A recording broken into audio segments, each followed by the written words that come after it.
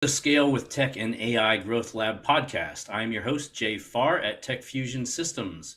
Our guest is Luke Hohmann at Applied Frameworks. Luke, welcome to the podcast. Hi, Jay. Hi, everyone listening. Luke, can you start us off and give us kind of a brief overview of Applied Frameworks and what it's all about? Yeah, Applied Frameworks is a consulting firm that's becoming a product firm using AI. So we'll have some AI stuff to talk about. And we focus on profitability of solutions, primarily in software-enabled companies. And what we mean by software-enabled is you could be a SaaS company, you could be a company that sells hardware where the software is an integral part to the hardware. But there's something about software that makes your solution unique or valuable. And then we focus on helping companies price and package and license those solutions to create a profit. Very interesting. Are you involved in the stages of like product market fit at all, or do you come in after the fact? We can come in before product market fit because sometimes product market fit is you have a good offering, but sometimes the reason you don't have product market fit is you might not have the right pricing model or the right pricing strategy, or what we call, Jay, is a value exchange. If you've got software and I've got money, I give you the money, you give me the software. That's simple, right? That's a value exchange. There turns out that there are a few specific ways to do a value exchange. If you're Stripe and you're a payment processor, you're doing a value exchange as a transaction. If you're Microsoft and you're selling Xbox, you're doing value exchange as hardware. If you're doing Xbox as a subscription, right, Xbox Gold or Xbox Live, then it's time-based access where I give you money and you give me access to the games for a certain period of time. So in one of my own companies, Contenio, I started it and it was a B2B SaaS and we were transactional. And we learned that our customers didn't want to pay on a per transaction basis. They wanted to pay a subscription and an annual fee and have all they could do. And so our company was admittedly struggling and we weren't getting the product market fit. Once we got the right value exchange in place, we had much better growth. And eventually I sold that company. So sometimes we come in before product market fit when people are just like, we're not figuring it out. And sometimes after product market fit, when the investors or the founders are like, look, we're just not profitable and we got to get to profitability if we want to survive. Yeah, it's an interesting point you brought up. So, like in the example of your B2B SaaS startup, it wasn't necessarily a problem with the product market fit. It was just the way you were monetizing. So there's different ways to monetize the same product, like you were pointing out with a few of those examples. And that's very interesting because I guess I could make the argument you could make the same amount of money either way. Is it more of a perception thing to the customer that you think some customers I want to pay you a one solid static price and have all we can consume. Other people want transactional. Do you think it's industry specific or customer specific, or what kind of determines the most likely successful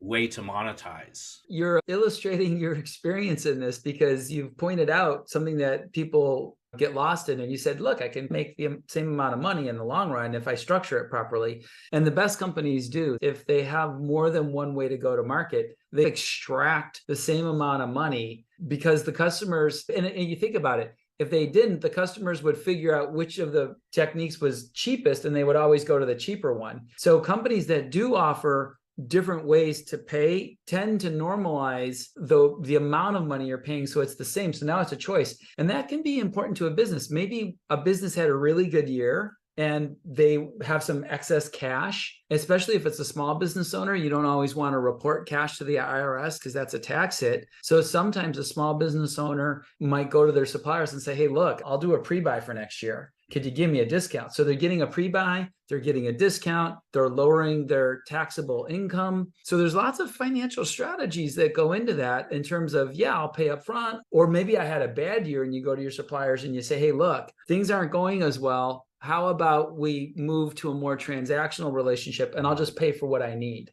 Yeah. And that's interesting because in different stages of a business, sometimes you're a little cash poor, but you have enough revenue that you can do short term payments, even though you're going to pay more in the long run. That's what you can do to survive until you get a little bit more profitable. And then other times you have the capital to pay up front. And you see a lot of that in the SaaS world too, right? Like most SaaS products will do a month to month. And if you want to pay up front for the year, they'll give you a month or two for free. So that's a very simplified example of that. Yeah, it is.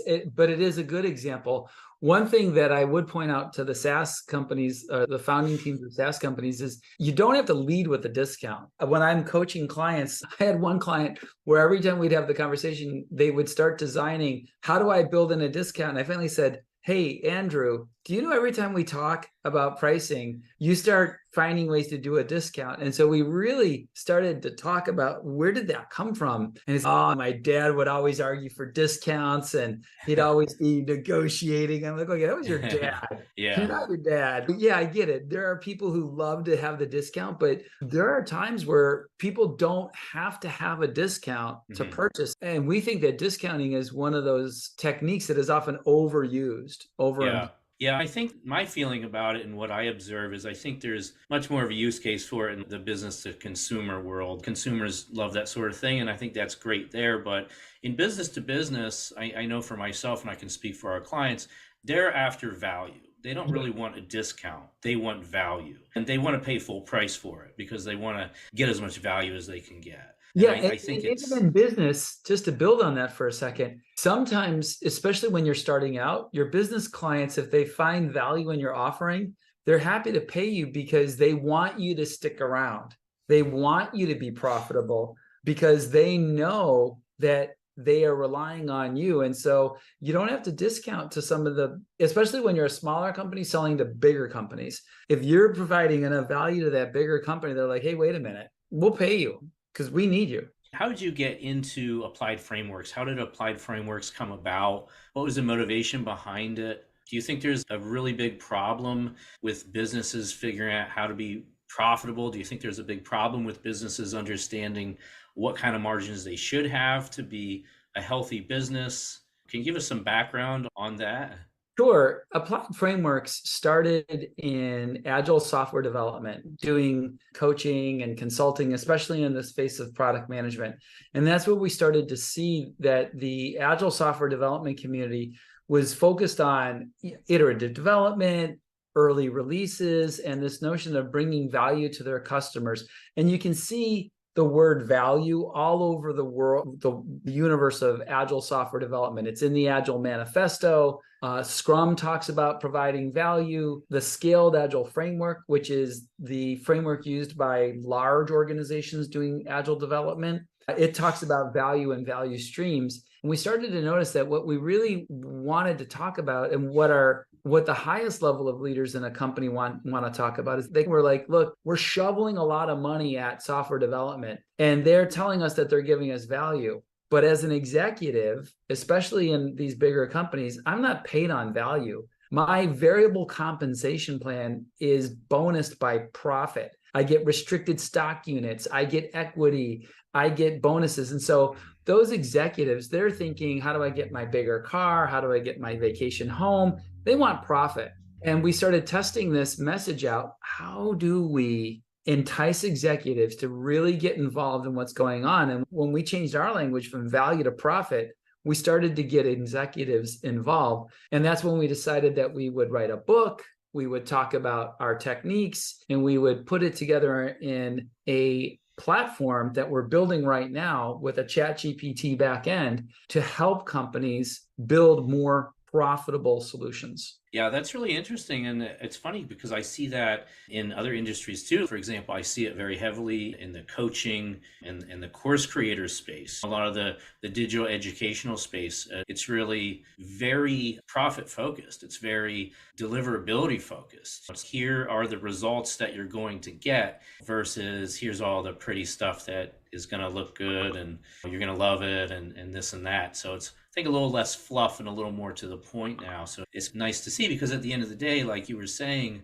a company has to be profitable or it can't stay around for very long. It's bleeding cash on your own borrowed time. And I You're a think, small business owner. You don't have a pile of money sitting in the bank. And even if you did, you're still working and you can't lose money. One of the phrases that I like to say is, you give me $1 of profit, I'll live forever. You give me $1 of loss and I'll tell you when I fail, because I'll just run out of money. I'll do the math, right? Right. Just a Now, matter if of you're time. Apple and you're losing $1 a day, yeah, fine, you can last for 1,000,000,000,000 years or whatever. But we're not Apple. Most companies aren't Apple. Most companies do have a much greater need to keep the cash flowing, keep profit flowing. Yeah, I think that's a healthy direction. It's nice to see that happening in the mainstream a little bit, or becoming more mainstream, that conversation about, because at the end of the day, it's just about profitability and whether the business can continue to sustain itself and continue to grow and continue to serve its customers and continue to deliver real value, right, to their customers, not That's right. perceived value or That's right. marketed value. Yeah, so interesting. Do you think that, I'm a marketer? I think if we're entrepreneurs, we're all marketers, right? There's a famous book. There's a famous book written, "All marketers are liars." For example, when you see a McDonald's commercial, that's not a hamburger, right? It's a piece of foam, and Right. in this and that. Do you think that marketing is at all to blame for some of the disconnect between actual deliverables and perceived value? Sure. If I were to lay the blame on anyone, it would be a whole company problem when the values falls short. Marketing might get the blame for inflating something, but also marketing might be told something that's not true. And so they're going to go market the heck out of it. And then they go market something that's not true. We're seeing, for example, a famous car company right now is in a lot of hot water because it turns out that maybe the range they claimed for their batteries isn't what actually is happening. So there's lawsuits even. And imagine you're in that famous car company and you're on the marketing team, and the engineering team walks up to you and says, "Hey, we're going to tell you that our range is X." And the marketing team says, "Great, I'm going to blow that message out. We got the best range. I'm going to do my thing." So the question would be, is marketing contributing to the problem? I don't know. Maybe sometimes, sure, but maybe not. So it's definitely a company problem. It's not clear if it's marketing's source. Good point. Can you tell us a little bit about, maybe you can't speak about specific clients, but what types of clients do you work with most often? Are they mostly SaaS companies? Yeah, we tend to work a lot with SaaS companies, and I can name a few clients. There's a client, Knowify, Knowify, and they build construction management software for project cost accounting and billing and invoicing. And we did some work with them last year, and a great company, really tenacious founder, Mark Vicent, and his team. A great story too, by the way. He went to get investors and they said, "No, you haven't showed enough traction." He went out and he built his company. He got traction, went back to the investors, and they're like, "Wow, okay, we'll invest." And so we have a relationship with a company, Companion Ventures. There's a VC firm in Boston, and Knowify is one of their investments. So they invited us to work with Knowify. We worked with Mark and his team, and I'll give you some of the examples of the statistics that we can accomplish.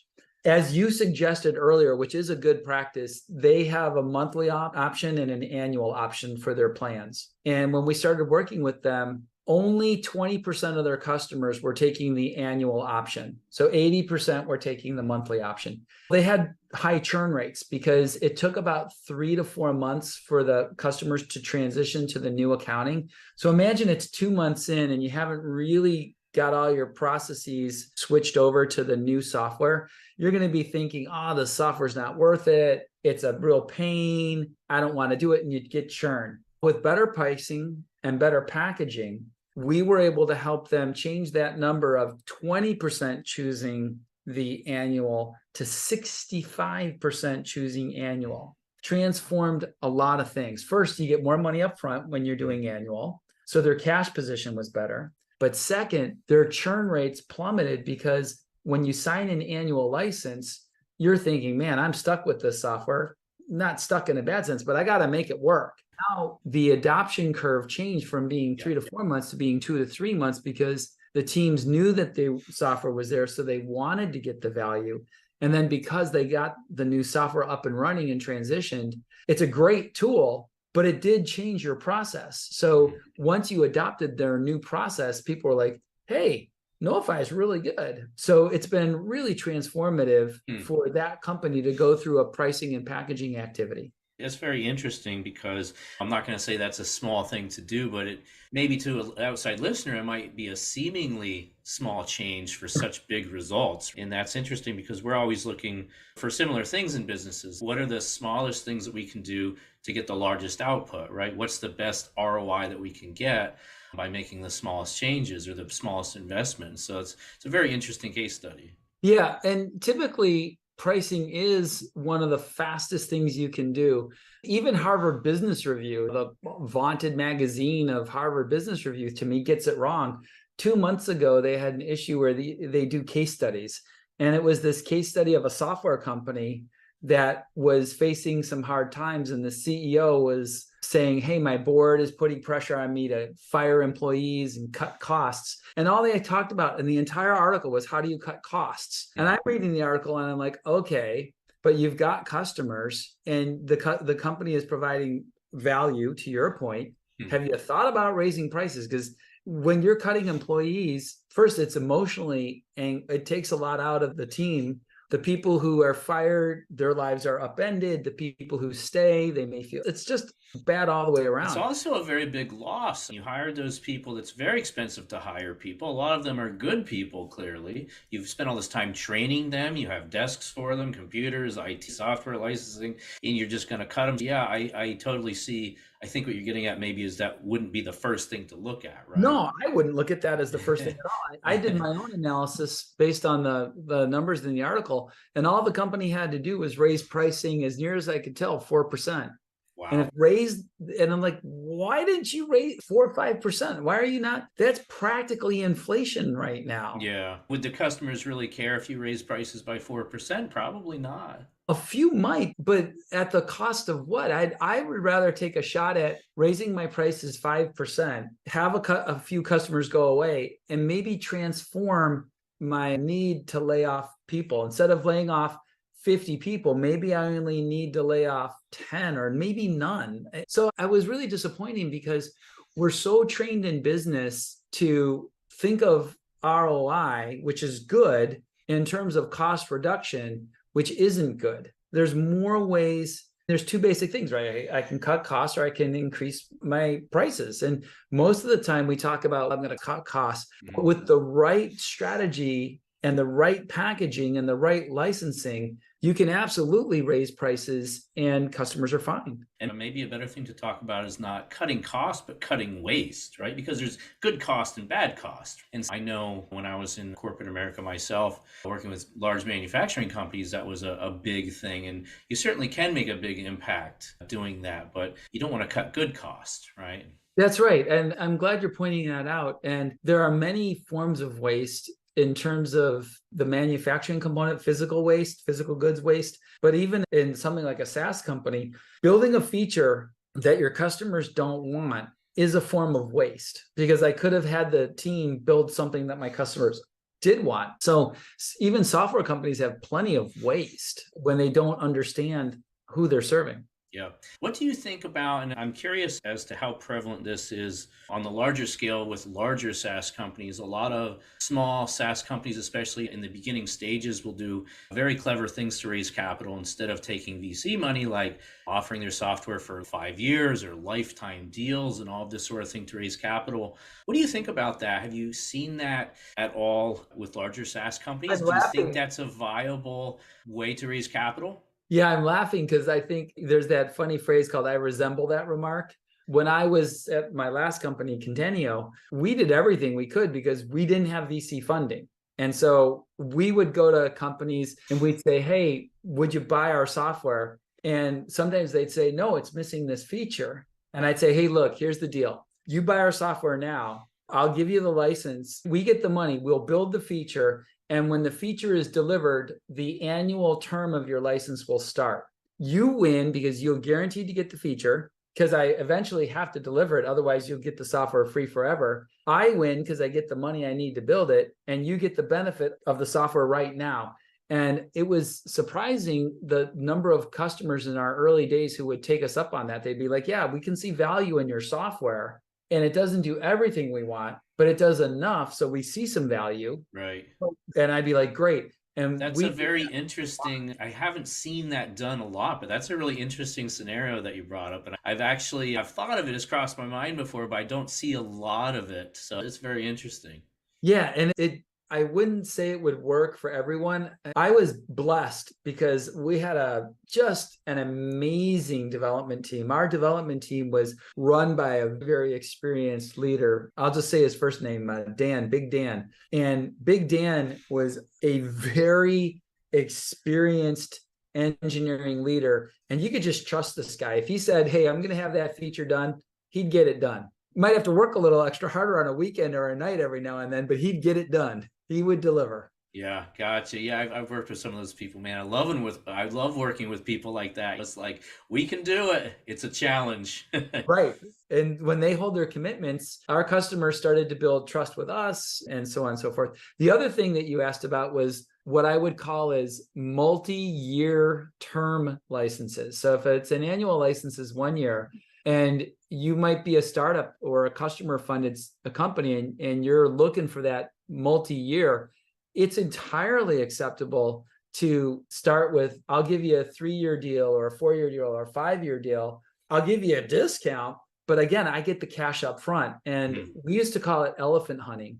When you hunt an elephant, you can eat for a long time. Right. Yep. Yeah, I see a lot of that. And I love it because there's a time and a place to take VC money and other types of funding, but certainly is expensive. You do have to pay it back, let's remember, with interest. And yeah, I see a lot of creative funding. And I also have heard from some people in the startup space that VC funding is down for SaaSes because there is a lot of interest in AI and other investments. Do you see that happening right now? Yeah, I live in Silicon Valley, like right in the heart of it. And there's definitely a depression in VC funding right now. People haven't been going public, so the returns to the VCs aren't there. The M&A market is slowed down a little bit. So again, the VCs, their job is to make money for their investors. So we're seeing less investment, the valuations are lower, the check sizes are lower, which means its value is at a premium. And some of the founders that we work with who are seeking funding, it's a very simple message to remind them, look, if you want to get a VC excited, show them that you're unit profitable. So it's pretty common to have this J curve where if this is time, I'm initially losing money because I'm building my product, but eventually I'm going to make a profit on a per unit basis. No one expects the first generation of a product to really make a lot of money. But by your third generation of your product, whether it's hardware or your third release if you're SaaS, you really should have your unit economics down so that if it's either in the consumer space and you're selling a single user or in the enterprise space, by your third release, your unit economics should be profitable on a per unit basis. And then you can go to the investors and say, look, you put money in and we'll grow. And every time we get a customer, we're still making money. That's one of the challenges with Spotify, right? They're still not really unit economic profitable. Interesting. Do you think that this lower valuations and less VC funding, do you think this is a function of the overall economy? Because when you see a lot of startups, you see the Series A funding and then it rolls over to the B and the C, and then they either get acquired or they fail or they go public. If they're not going public, so there's not the round C payouts, it trickles all the way down to the very, very startup in the first iteration of funding. Do you think that's a function of all of that? I think it's funny. If we want to talk macroeconomics, all business owners track the macro economy because we're all affected by it. I really thought we were going to be in a big recession by this time at the start of the year because of the high interest rates and how fast they raise interest rates and how capital was being constrained to small companies. And I'm pretty impressed that it doesn't appear that we're in a total economic recession. I was reading something the other day in one of the business magazines, like a Forbes or a Fortune or whatever, where someone said it feels like we're in little micro recession. So some parts of the economy are doing okay or even growing, but other parts of the economy are actually doing badly. And so it's not a whole economy recession, but there are some parts that are struggling. And I think that's somewhat true. And you see it in certain parts of tech. If you take out the AI cycle, there's a lot of tech that seems to be neutral or flat, if you will, or even declining. And that's interesting. Yeah. I wonder if this is just a delayed impact. Sometimes things are propped up because of election cycles and things like that. There's a lot of going on the big picture. But anyway, I won't get too far into that, I guess. We don't want to be negative about politics. No. I don't care if politically, I don't care if you're Democrat or Republican or Libertarian or Tea Party or whatever. I do care if you can talk with people who have other points of view with respect and remember that we're all Americans. You're a veteran and we thank you for your service. And I care about the idea that we want to be in a society that is civil, that's respectful. And that's when I don't feel very good about some of the things that are going on, is when we've lost our ability to be civil with people, even if they have a different point of view. Yeah, I agree totally. And Albert Einstein had a great quote. I don't exactly remember word for word, but it's something along the lines of, if you don't have an open mind, you can't learn anything new. And I think that there's a lot of like people that just don't want to hear other ideas other than what they have preconceived as being the right answer. And I think that's a very dangerous thing, because you can't learn anything new, and you can't grow. And I think it's important. I love talking to people with different ideas than me, because I'm going to learn something. I don't care who's even right or wrong. It's just, if you can see through someone else's lens, you can see more of the whole picture. We don't all see the same thing. We only see two different sides of the same thing. So if we can Jay, talk about that. I'm going to have to turn around the question for a minute. So everyone listening, I get to ask Jay a question. Do you think, before the show, of course, Jay and I were chit-chatting, and you mentioned that you were on an aircraft carrier, which means you've traveled part of the world. Do you think that part of that feeling in yourself was based on the fact that you've been able to travel and you've been able to see other cultures and be in other places? No, I was like this ever since I was a kid. I was just always a very curious person, and I just always wanted to learn. It's funny because I was a Dan Henry. I don't know if Dan Henry, he's a young guy, but he's a multi-millionaire, self-made internet guy.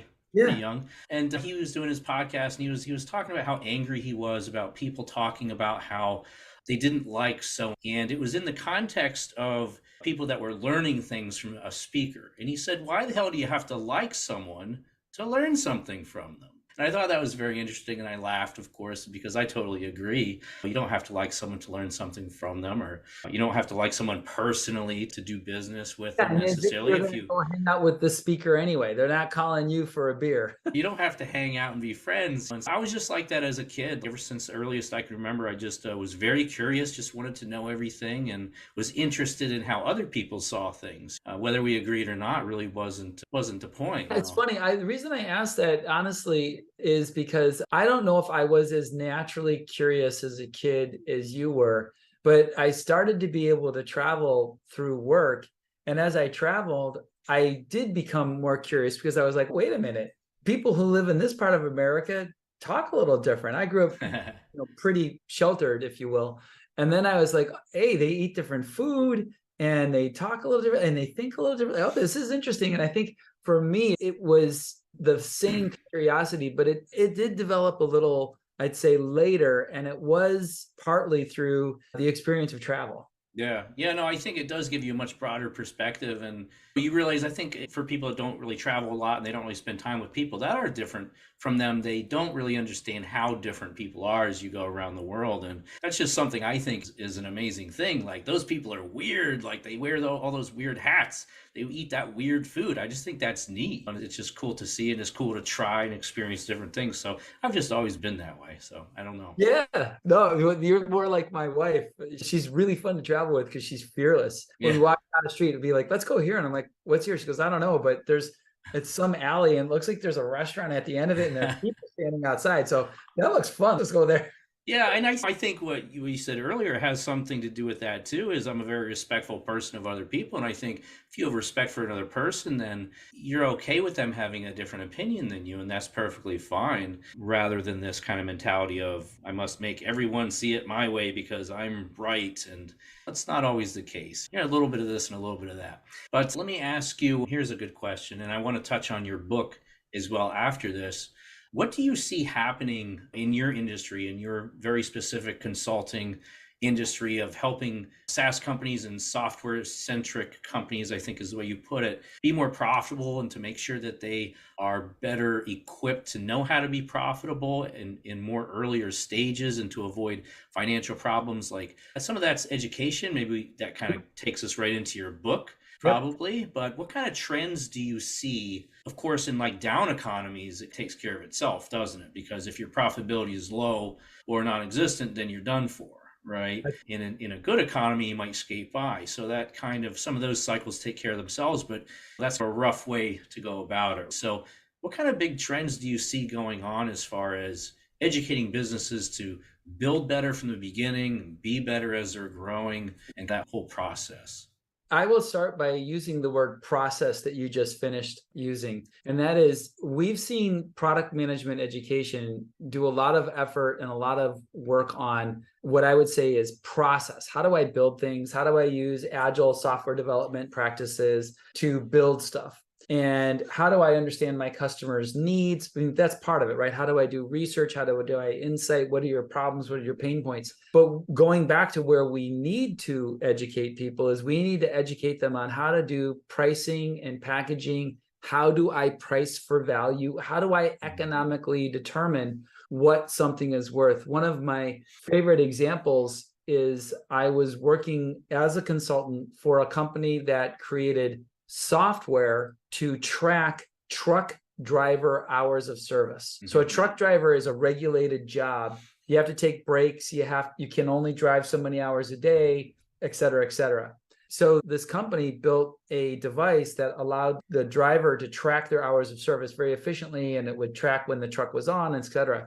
And we went to a trucking company and we said, hey, we can save your driver 20 to 30 minutes a day. So instead of filling out a manual log, which is error prone and could be falsified and it creates legal liability, this thing is going to plug into the engine bus. It's going to track the driver. It's going to be super easy to use. And we can save you 20 to 30 minutes a day. And the trucking executive said, I don't care. I'm like, that's interesting. Why? He said, because my truckers are unionized. I'm paying them 8 hours a day, whether they're working for 7.5 or 8. Saving me time, saving my truck drivers time doesn't mean anything. So then we went back and Jay, we looked at their routes and we said, hey, wait a minute. If you knew you had more time, you could change your routes so that you could make more deliveries or increase your coverage area using the same amount of staff. And then the trucking executives were like, oh, okay. Because now you're correlating this concept of value to how they make money. And I think that's one of the most important objectives of the education that we need to provide product managers moving forward. We need to get them to think not in terms of I'm saving time or I'm saving fractions of pennies here. We have to have them think in terms of their customer, that lens that you talked about. And the lens that they need to adopt is the lens of their customer. I mean, it was Zig Ziglar who famously said, don't worry about getting what you want, just help enough other people get what they want. That's right. Yeah. He's a pretty successful guy. He was a pretty successful guy. Yeah. He was the best salesman in the world before Grant Cardone. Now he is. Yeah. So, yeah, you want to tell us a little bit about your book and what this is all about? This is Software Profit Streams, a guide to designing a sustainably profitable business. This is on Amazon. It is. And so I got the book here. It's right here. And it is big, right? I'm going to warn people it's big, but that's a real book. I love it. It is the most, I'll give you some examples. It is a beautifully illustrated and designed book. So for people who are looking at it online, great. But for people who are listening, we literally wrote every page of the book by hand. And then we sent the book to a graphic designer. And the reason I did this, that is a gorgeous, I have to tell you, that is a gorgeous book. That's a very easy on the eyes because I know sometimes I buy these books and I'm going to read it because I want the content, but man, it's hard on my eyes. And I have to tell you, the layout of that book is gorgeous. It flows so nicely. Yeah, because all the books on pricing that we have right now, they're written by boomers, for boomers. They're text heavy, and people don't consume information that way anymore. People need to have something that's visually appealing They need to have, and not to be denied, Jay, I'm a huge fan of comics. When I was a kid, man, I had all the cool comics. I'm a Marvel guy, so I had the X-Men, I had Fantastic Four, and I had Spider-Man, I had Moon Knight, I had all the cool characters. And you realize that people can communicate and absorb information with text and pictures a little bit more effectively than with just text and text and text and text alone. So we really created a radically different kind of business book, and it's gorgeous. It is gorgeous. And what happened to the old saying, a picture's worth 1,000 words, isn't it? What happened to that? Everybody knows that. And so Yeah. we loaded the book. Every page has graphical elements. And it was interesting in writing the book because as I would be writing it, or my co-author Jason would be writing it, we would actually write some things and we'd say, I think a picture could actually illustrate this better. Yeah. So we had fewer words and better pictures. Yeah, I love it. I love it because it delivers so much more conceptual understanding to the reader too. Yes. Can you give us kind of some of the cliff notes? Like, what's the premise of the book? What are some of the chapters? What's the kind of ride that you take us through in understanding software profit streams? The first thing that we do is we look at the system of decisions. So when you think about pricing for you and me and people buying something, right? Pricing is a number, but the number is intended to be part of a system. For example, are you a premium brand and you have a premium pricing strategy? So before I get to the number, we're going to ask you, what's your strategy? Who are you as a company? What do you care about? Are you Tiffany or are you Walmart? And there are software companies who are premium software companies. Or are you Apple or are you Samsung? And once I know your strategy, that tells me a lot about how your price is going to be developed. We also spend a lot of time looking at software license agreements, which is everyone has a license agreement that governs how they use the software. We look at compliance and we look at both your cost and the benefit to compliance. If you're selling in Europe, for example, there is a legal regulation known as GDPR, which governs the use of data and data elements, especially of individuals. If you're selling in California, you have the CCPA, which is the California equivalent. We'll also look at how are you modeling ROI for your customers? And again, this can be a little tricky in the consumer space because a lot of times consumers aren't buying something based on ROI. Like I have a Yeti microphone that I'm using for our podcast. I didn't really do a big cost benefit analysis of a $99 or $129 microphone. It was, yeah, okay. But I can tell you for sure, we put in solar panels a few years ago in our house, and my wife and I sat down at the website and we were going through how much is it going to cost and how much is it going to save and what's that ROI, even on a consumer level. We wanted to know that putting solar in was going to actually save us money. Yeah, and so we go through all of those elements. And so everything that I just talked about, that's a separate chapter within the book. So there's a chapter on compliance. There's a chapter on calculating the customer return on investment. There's a chapter on pricing strategies. There's a chapter on discounts, for example. I mentioned earlier that people often give too many discounts, and especially in software companies, it's almost the Wild West. Like the salespeople are like, yeah, I'll discount. And you're like, who told you can discount? Right. Whatever you got to do to close the deal, right? Whatever you got to do to close the deal.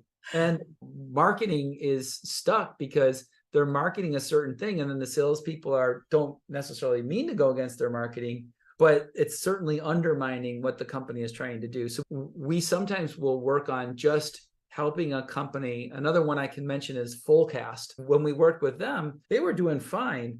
But then we hit the section of the book and the section of our class about discounts, and the CEOs, wow, I don't know if we really have thought through our discount and our discounting strategies. We collected them. And then the team looked at them and they're like, yeah, this isn't quite right. We're going to remove this. We're going to remove this and change this to this. And then that created a more cohesive and consistent discounting strategy, because you don't want different customers to get different discounts. It doesn't feel fair to the customer. No, it doesn't. And I have seen that quite a few times. And it's like I've even dealt with the same company myself, like more than once, and I'll get two different prices. What the heck's wrong with these guys? Just call a different rep and I get a different price. Yeah. That's not a good feeling at all. Yeah. No, it isn't, because then you're like, and then it can sometimes get into borderline fraudulent behavior. Okay, is there a kickback going on here? It can get all weirded out. So and you don't want that. And who is the book written for? Do you have any specific verticals or targets, or is it basically just any company that is very software centric? Any company that's using software as part of their core differentiator. So I'm looking outside right now and I see a stop sign, and it's a metal pole with a piece of metal on it. There's no software in it. I wouldn't be interested. They wouldn't buy my book. But within our lifetime, I guarantee that stop sign is going to be replaced by a stop sign with a sensor or a camera or something that's going to detect if someone ran the stop sign and caused an accident. And when that happens, we'll kick in and we'll be part of that. The chair you're sitting in right now, it doesn't have sensors. Within your lifetime, that chair is going to have sensors, and it's going to give you feedback on your posture. It might tell you, hey, you got to get up and move around for your back or whatever. Those are all things that's happening as Mark Andreessen, you've given us some nice quotes. I'll use the Mark Andreessen quote in his article, software is eating the world. And what he meant was, as processors become embedded, as all of our devices get connected to the internet, we start to see software in a sense everywhere. But the metal benders, and I mean that in a good sense, the people who create these physical goods, they're not fully embracing all of what you can do and all of the ways that you can make money at software. And so we think there's a big growth market in the metal benders who are integrating software into their solutions. We think there's a huge growth market as the next generation of people who are doing agile software development practices like Scrum or SAFe want to migrate or evolve their thinking from a notion of value into a notion of like, how do I really make money at this? Yeah, that's really interesting you brought that up, and I totally agree. And I always say one of my methodologies is, especially talking with small businesses, is like technology is probably the largest tool that you can use to leverage your output. And it's becoming more and more true as technology becomes more enriched and more capable. And now we have AI. And that kind of leads us into the next question I have for you, which is, what do you think about all these new trends in automation and AI? How is it changing? You just mentioned sensors and everything. And it's funny because I bought a new fancy toothbrush and it has an app and it makes a graph about my toothbrushing, and I don't use it because yeah, it does. And I'm like, I'm not going to use it because I'm old school. I just turn it on until my teeth are clean. But some people, they want to see the graph of their weekly toothbrushing and how good of a job they did. Yeah, and but maybe imagine you took that data and you sold it to your dentist, who then used it to get a better rate from your insurance. Yeah. There's so much that we could do. So here's where we are. Applied Frameworks has just launched a platform called Horizon. And Horizon is an AI powered and a chat GPT powered solution to help people make better pricing and packaging and licensing decisions. Now, raw chat GPT, as we know, has both the advantage and disadvantage of consuming lots of information, but sometimes it may not give you information that is as tuned as we would like. So what we've done with our version is we've used our entire book plus a bunch of our course for the classes we teach, and we feed that into ChatGPT so that the answers that you get through Horizon are more tuned to questions about pricing and licensing. And I'll give you a really concrete example. If you use ChatGPT and you're not careful, it will actually give you different versions of the ROI equation that we were talking about earlier than we do. And so there are a couple of quote unquote different interpretations of ROI, but the one that is most accepted by economists is not the default answer of ChatGPT. So when you're using our platform, Horizon, and you're asking about pricing and packaging and modeling, and you can look at other things like net present value or internal rate of return or return on investment or payback period. All of these financial tools have different interpretations. And we, of course, want our customers to have a consistency that you wouldn't necessarily get with raw ChatGPT. So we think there's a lot to be said for that, but our AI platform is tuned specifically to our content. And what's the domain? Is it horizon.ai or what is it? Horizon.appliedframeworks.com. Okay, awesome. And who is this software for? And exactly, can you tell us a little bit more about what it does? Yeah, the software is really targeted towards product managers and the people that they're interacting with to make pricing and packaging changes. So you might see an engineer involved with some of the Horizon usage model because the change that I might want to make in my pricing or my packaging might affect my software architecture. Think about your app with your toothbrush. Maybe there's a free version of the app and maybe there's a paid version of the app. And then the paid version of the app would probably have different capabilities. Knowing what to turn on and what to turn off, and knowing if you paid or if you didn't pay, that's all part of that back-end server architecture. And so the engineers need to know what those packaging are. And so they would be able to interact with Horizon and with the product managers, even the license agreement. So you probably downloaded the app on whatever phone you're using or whatever tablet you're using. And maybe there's additional terms and conditions in the license agreement that you had to say accept. Okay, that has to be enforced by the architecture. Okay, that's really interesting.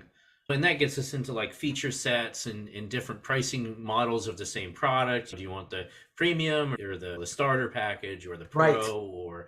or whatnot? So you're actually using AI to decide how to tier your featured Right. That offerings. we're working on that. We don't have that released yet because it's a new offering, but that's exactly, it's amazing how you just went right to one of the really big problems, whereas I call it feature stuffing. You have a product manager and they have this solution, they just keep stuffing features into it. We don't want that as consumers. I don't want a feature that's designed for a different problem. I want a package that's tuned to me and my needs. And so by changing the packaging, I can actually improve the experience of the user by removing the features that I don't need. I don't want to see features I'm not going to use. It's not relevant. And you don't want to feel like you're paying for features that you don't want to. Yeah, I don't. No one would design Microsoft Word today the way Microsoft Word was designed 40 years ago. And 40 years ago, it was like stick everything. Now, Microsoft Word is this gargantuan thing where it has basic writing. You could write a book in Microsoft Word. You can do layouts and automation. And you're like, okay, I have written a book. I've written a few books. So I need all that super duper power of Word. But the vast majority of people in the world do not need indexes and cross references and all the other stuff that's there. Right. I'm guessing they figure since it's already like that, it's cheaper just to give everything to everybody. Yeah, they're a victim of their prior success, if you will. Once you have the infrastructure, you can't always just throw out the old infrastructure and change it. Like you're a little bit stuck sometimes on the foundational pieces of what was built on top of, right? And I'm pretty sure that you could say the same thing about Excel or Google Sheets. There's a gazillion formulas, but most of us are just using it to add, subtract, multiply. It's funny, man. Is there anything else that you want to cover about either your book or Applied Frameworks or your Horizon AI tool? That's really cool. It's neat to see that. So I'm glad. Thanks for sharing that with us.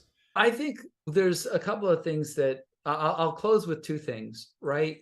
The first is good profitability starts with what you talked about, and that is I am producing something that is of benefit to my customer. I am creating value for them. But the difference is that profitability means I can put a number on that value and I can charge for it, and my customers will pay that. And it's fair. We consider it a fair exchange. It should be profitable, but it is also fair. So those are, I think, some of the closing points is that going back to my Yeti microphone or whatever I paid for it, I think it was somewhere between 99 and 129. Whatever I paid for it, it felt fair. And so I'm happy. That makes sense. So yeah, so Amazon.com, really interesting book. I don't buy a lot of books, and I honestly am going to order a copy of this because there's so much in it. And I think it's just a different way to look at not only just business in general, software and SaaS, and just how technology is changing the world and changing businesses. Pretty excited about it. Oh, thank you, um, Jerry. yeah, you bet. I'm gonna put it on my bookshelf after I read it because it goes on my desk first, and then it goes on the bookshelf because if I put it there first, I won't read it. It'll just No, stay I there. get it. I get it. So it goes right here. So this is Software Profit Streams, a guide to designing a sustainably profitable business. I actually just searched on Amazon Software Profit Streams, popped right up. Gorgeous looking book. Do you have, okay, one more closing question for you. You bet. I like to ask this, especially Sure. to seasoned guests like yourself. What advice would you give to other entrepreneurs? And let's isolate it to like the tech space or the SaaS space or something along those lines, or the AI space. We're looking to succeed in a big way that you wish you would have known when you started. Yeah. Okay. So a lot of times I get the what advice would you give? But I think you added the wish you would have known when I started. I think the piece of advice that I would give, and I have given recently to a young entrepreneur, is that you have to now make things really beautiful. I think that when I started, because I'm older, we were in the era of, to date myself, I was using MS-DOS on Hey, IBM, I used MS-DOS too. and MS-DOS was ugly. It was command line and all that kind of stuff. It And was now, beautiful at the time. okay, it was beautiful at the time, but our standards change. It's like, what do we consider beautiful and what do we consider relevant, if you will, in terms of beauty and standards? And so I think that the piece of advice I would really stress is this notion of, we've gone past functionality. Anyone can build functional software. You now truly have to build something that is beautiful. It's got to be aesthetically pleasing. It's got to be the right colors and the right designs, the right fonts. And so designers really matter, and designers should be part of the team. And if I could change one thing about my last company, Contenio, I would have hired more quickly a full-time designer to make our software more beautiful than what it ended up to be. It got beautiful over time because we did hire a nice designer at the end, a guy named John, but I would have hired a designer much earlier. And that's the advice I give entrepreneurs now. You really have to have a designer on staff who really is understanding your users and designing something to meet their needs. Right? Functionality alone is not enough anymore. We have to raise the bar. Love it. Yeah. Luke, it was a pleasure having you on the podcast. Thank you so much. Any closing points you'd like to make? No, thank you so much for having me. Awesome. Awesome.